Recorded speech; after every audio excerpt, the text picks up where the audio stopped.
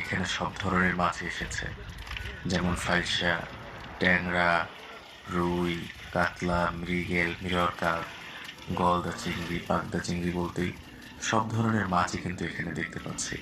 তাছাড়াও এখানে রামচোস রয়েছে, পাতারি রয়েছে, বেলে মাছ থেকে শুরু করে মোটামুটিভাবে সামুদ্রিক বেশ কিছু মাছও এখানে দেখা যাচ্ছে। লাল মিনার কাপটা একটু জায়গায় ধরে নিবি।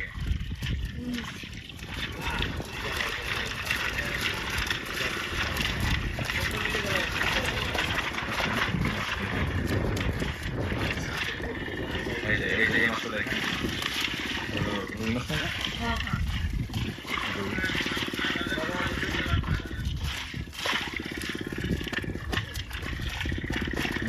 सुंदर सुंदर। तो हेलो दोस्तों, चैनल को लाइक सब्सक्राइब जरूर करना। अरे